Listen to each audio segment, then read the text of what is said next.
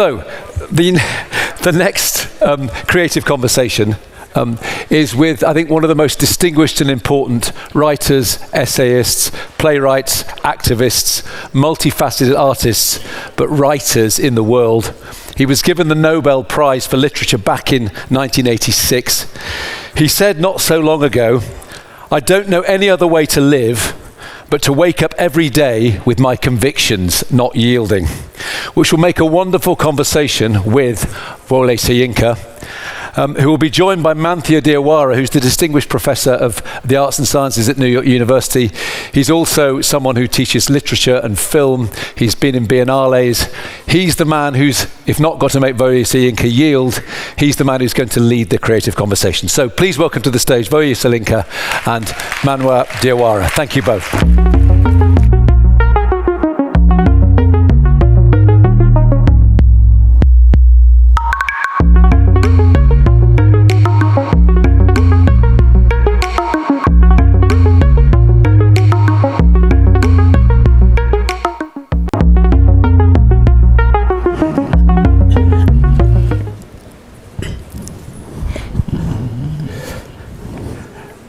Well,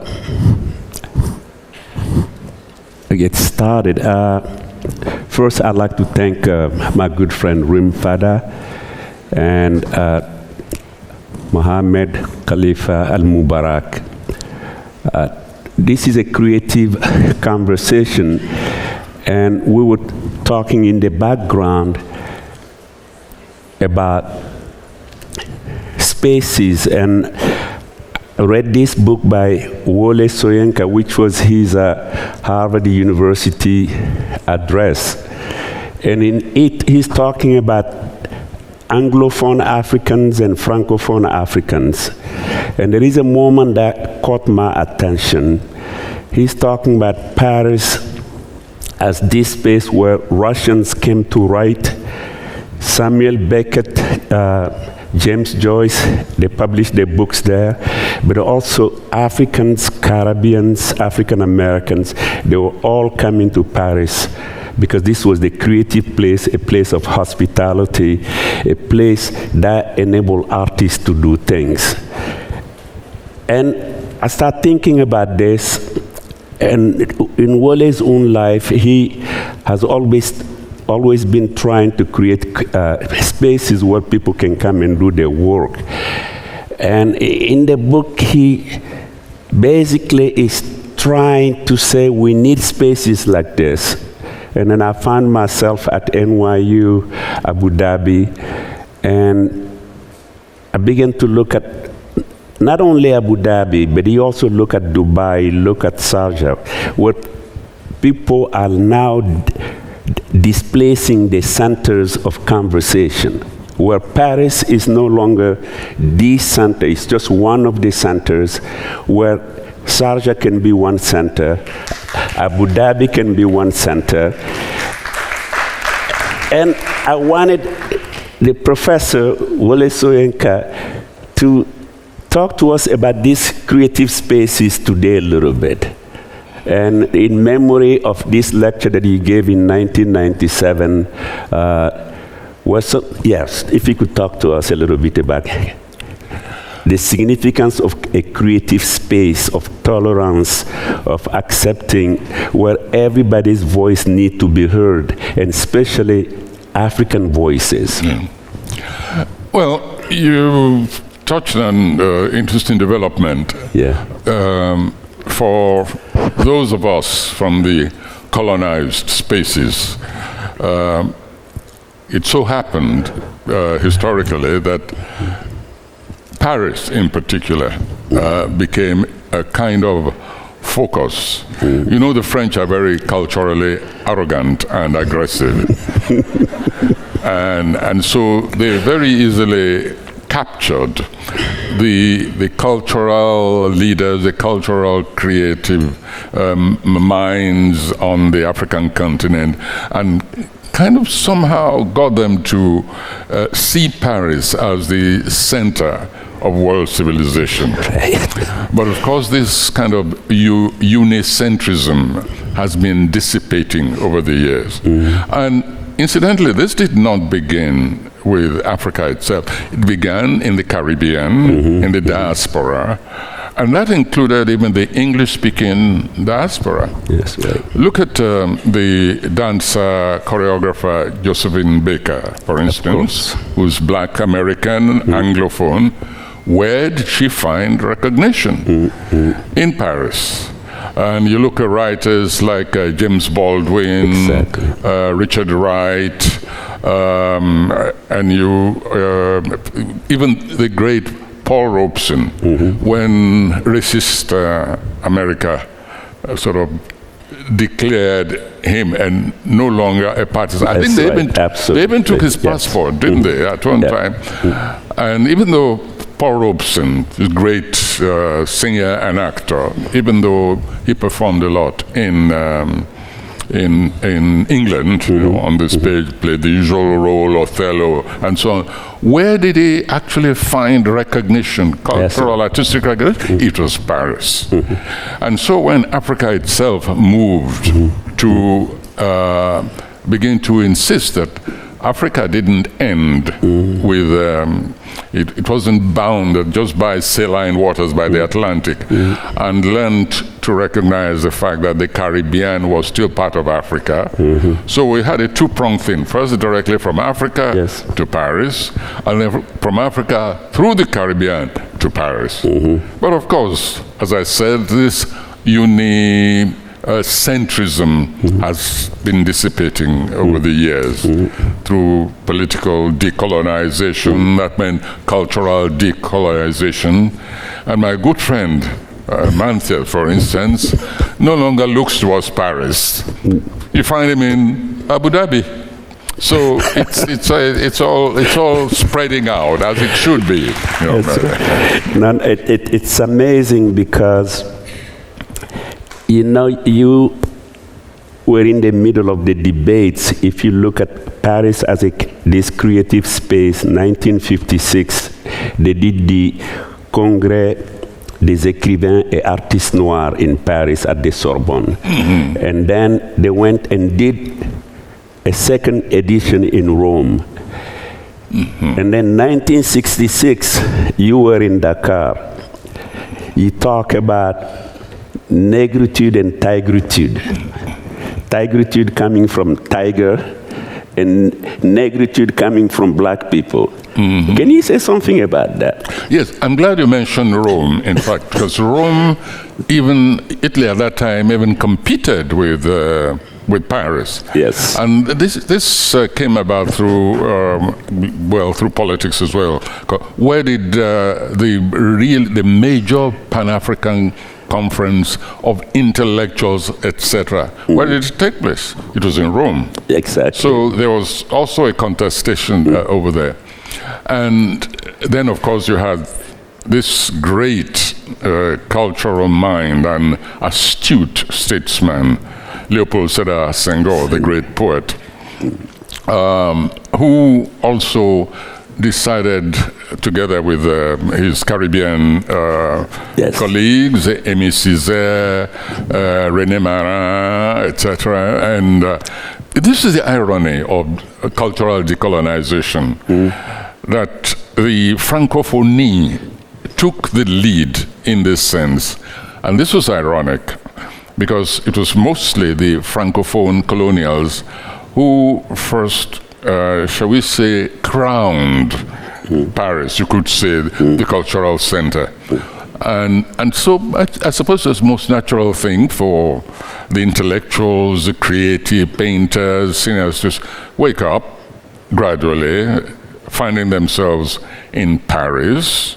Yes, they felt very Parisian, but sooner or later it's like you eat too much sweets, and one day you say, I've gone off sweet. No more chocolate, no more thing. I've had it. I just want black coffee.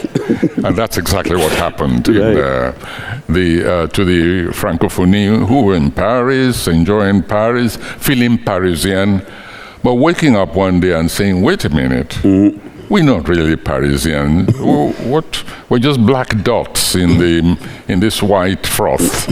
And beginning to assert themselves began with these magazines, L'Étudiant Noir. Yes. And then there was the even more militant one. Légitime Défense. That's right. Yeah, with Etienne Leroux. And took that message back to Africa itself and said, wait a minute, let us now recognize ourselves as what we are. And so the negritude movement began, the beingness of being black, the essence of being black, which was historical, creative, really self-conscious, assertive. And Senghor, the Mrs. as I said, led this charge. But then they came up against the Anglophone Africans who said, wait a minute, we never really felt we were British. Yes, we accepted that we were colonized by the British, but we haven't felt culturally deprived, misappropriated. Yes, we recognize the culture, history of, but so there was this clash, ironically again, between the Francophonie and the Anglophone. And eventually, of course, after a lot of bagarre between the two, we both recognized the fact that the phenomenon of negritude was inevitable, because the Francophonie were the more culturally acculturated. I mean, Francophonie acculturated. So, however, we're basically negritudinists. And so even the rhetoric of Wole Soyinka diminished. And Senghor also recognized the dilemma, the seeming contradiction. And you had what in effect was a kind of it was a kind of synthesis. You know, again, this paradox keeps coming up. Yeah. So re-synthesizing blackness. Yeah. I guess what is important to contextualize here is that in the 1966 conference, we were high school kids, and we heard the voice of Wole Soyinka and of people like Samben Ousmane, and they thought the negritude movement was a movement of assimilation. And Wole came and said that the tiger does not proclaim its tigritude. The tiger just jumps on its prey and eats it. Why are black people proclaiming that negritude?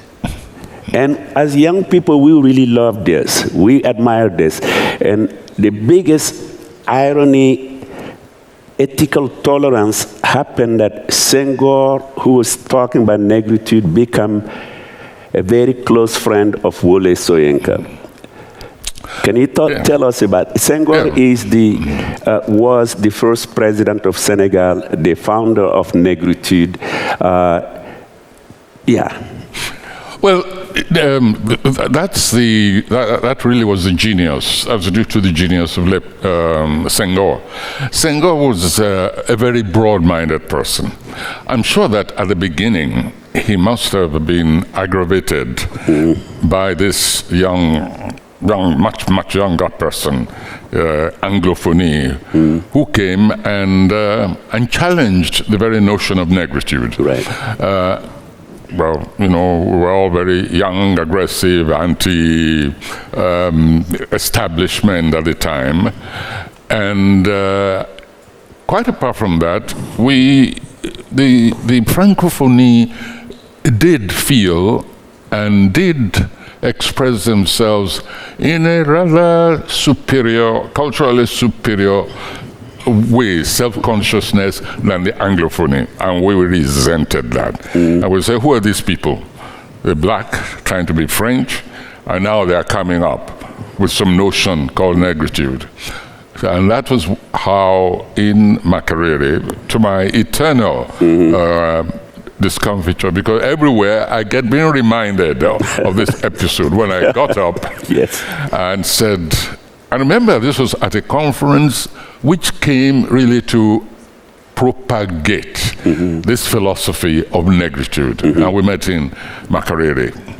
And they were the Francophonie, dressed up in suits and looking very European. And there we were in our danshiki and very comfortable in what we were. So I looked at them, and then they came with this elegant poesy of Senghor, with negritudinous, which they were reading beautifully and trying to put us down, so to speak, because we didn't have a poet to match Leopold Sédar Senghor. Certainly not at the time, not even Mrs. Yes, we had our poets, but somehow they didn't appeal so much to the African sensibility at the time. So, after this session of poetry and the theology of negritude, one young dramatist called Wole Soyinka got up and said, negritude, negritude, negritude. What about tigritude? Look, the tiger doesn't go about enunciating tigritude. He just leaps up, pounces on his prey, and devours it. But there was also, it wasn't all that aggressive. There was also the other one, that a duiker doesn't pronounce its dicritude, that it just, you know it by its elegant leap. And so our attitude was that we were both tigers and duikers, and they could be as negritudinous as they wanted. It was all rhetoric, really. And inevitably, both recognized the fact that we were saying the same thing, but approaching that goal of negritude, of recovering our cultural integrity. That's what it was all about. And so Senghor and I became closest of friends. You know, you are known for your art criticism, for your literary criticism, for your poetry, and most especially for your drama. And before the birth of negritude, somebody like Etienne Leroux, in Legitime Defense, said that surrealism, African writers should look at surrealists. What did he mean by that? This is the other thing.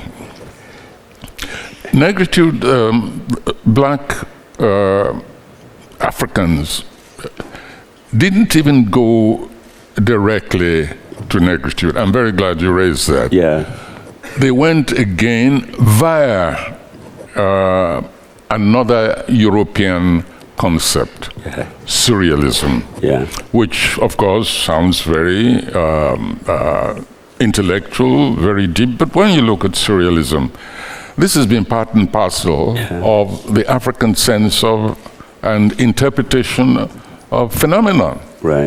Surrealism has always is embedded within African culture.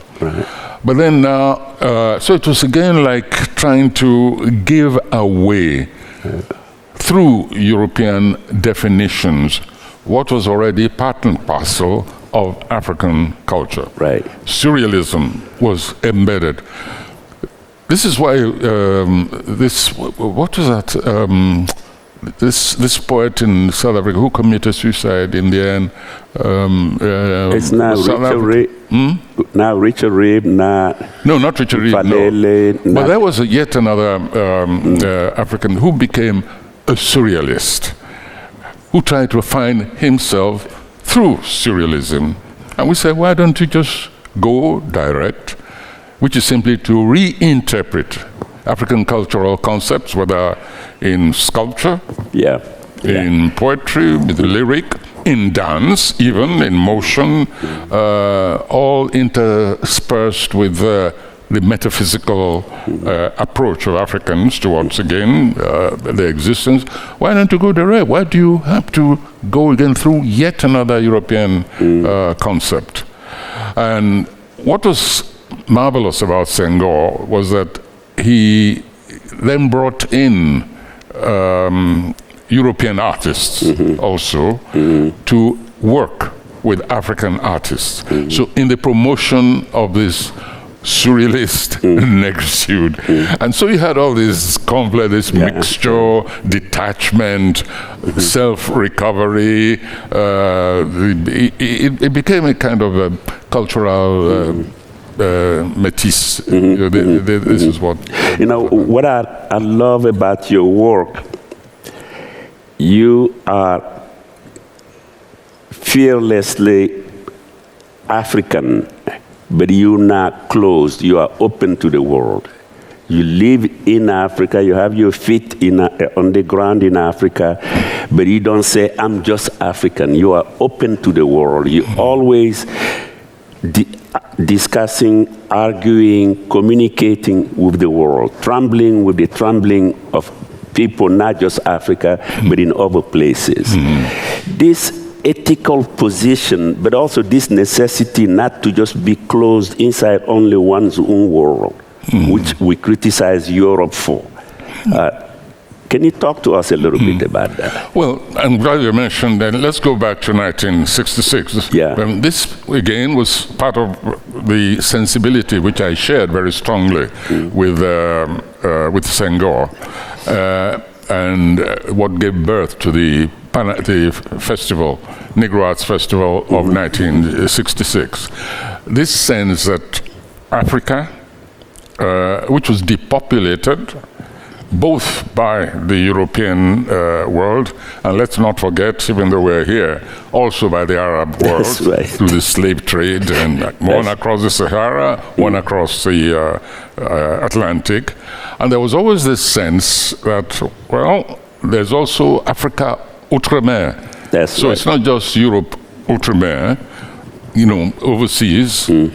Till today, when I meet a Caribbean, whether from Cuba or even in the landmass of Latin America, anywhere where an African was taken and contributed to the culture of that new world, for me, that individual did not cease to be African. Whether in the Arab world, in the Latin American world, in the European world, even some of them in Papua New Guinea. For me, this is the African world. And that's right. So it's an instinct, and that's why I rose to most enthusiastically to the notion of the first Black African festival, which took place in Dakar, and we then accepted in Nigeria to host the next one in 1977. And let's not forget, this becomes even more interesting and more complicated. There's a difference between the Negro Arts Festival and the Pan-African Festival. And this created another ideological warfare, because the Pan-Africanists tended towards a kind of geographical zone, which meant that everything on the African continent was Pan-African. And we said, no. We said, the Arabs already have theirs. There's an Arab world, whether it's situated here or whether it's situated in North Africa. It is still part and parcel of the Arab world. And we said, now, the black world is centered on the African continent, yes. But just as the Arab world extended into Africa, the black world also extended outside. Fair is fair. Example, culturally, in the United Nations sort of network, you have UNESCO, the equivalent of UNESCO. And so when the second festival came about in Lagos, we said, yes, let the Arabs come as observers, but they are not Africans, we said. And that created a real problem. And on the other hand, there were Africans who said no, like Sekou Touré said Pan-Africanism is Pan-Africanism. It means everything in Africa. And we said, give us some space. Let us at least establish ourselves a distinct black African culture.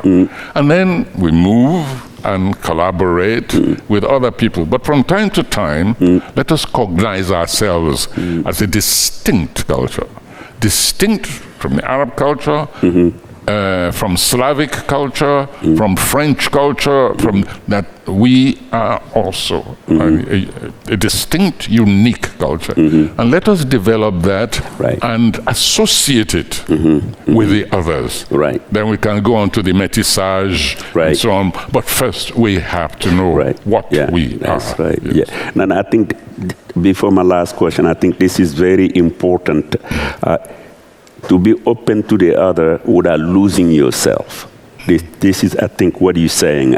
Africa, in a way, is the birthplace of humanity, and we can identify with people in other places, but still be African without losing anything. I think this is very important. At UNESCO, you talk so movingly about truth and reconciliation.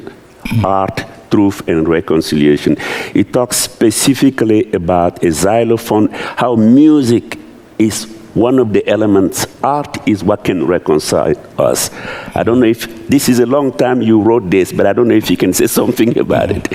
Yes, well, this was part of the romanticism of negritude, which we couldn't quite buy. All cultures, all societies have both their negative and their positive side. They have unique features, but ultimately it's a striving towards extracting what is most humanistic about any culture, but also being realistic. We all have negative histories. Negritude attempted to polish even the dark side of African history through a romanticization of cultural aspects. Like, for instance, to say that some people are naturally endowed with rhythm, but others are not. We found that a little bit too simplistic.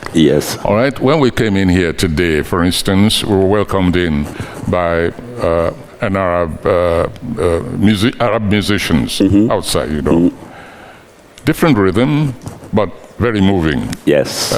Definitely at base of it is a sense of rhythm.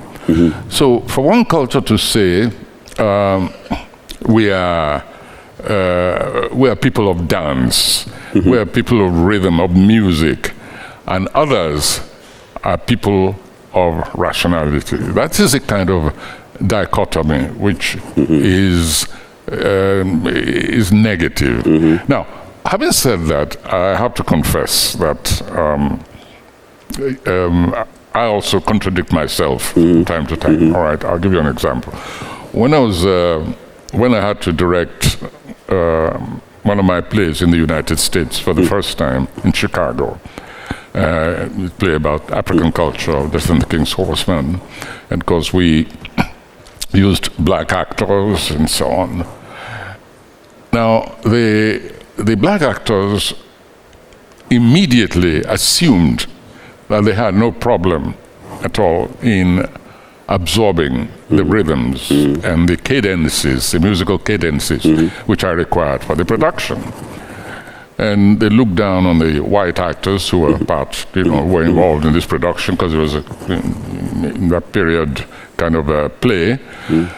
And so they didn't, they became difficult to direct, to give orders, to give instructions, because they felt they knew it all. And I had to say to them, sorry, you are like those white people. You can't dance.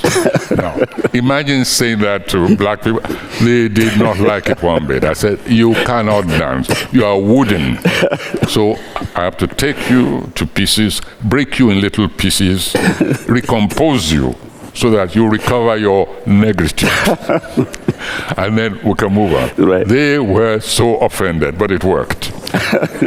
And they realized that there are certain ways of moving, but all creatures, including animals, I mean, they Just watch a tiger, for instance, strolling through the That's woods. right. Elegant, Beautiful. strong, muscular rhythms. So how can you say that other people don't have rhythm? No. Objectively, I couldn't accept that. But when it's convenient for me, yes, I say white people don't have rhythm. Yeah,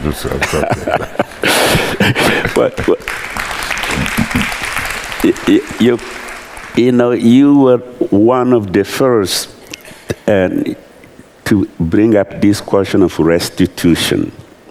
Do you care to say something about it? We still have 1 minute to go. Oh, okay. 1 minute to go. Okay. Well, for me, restitution is not about money. Africa is old. Africa was enslaved. But we're not talking about money. We're talking about, for instance, the return of all the artworks which were looted from Africa. And I've always said, and I said, you give it back, we'll forgive everything. We'll forgive the fact of slavery, we'll forget exploitation, just give back those artworks and we'll be friends forever. That's all. Thank you, Wole. Thank you very much. Thank you. Wole Soyinka. Thank you. Shall we go?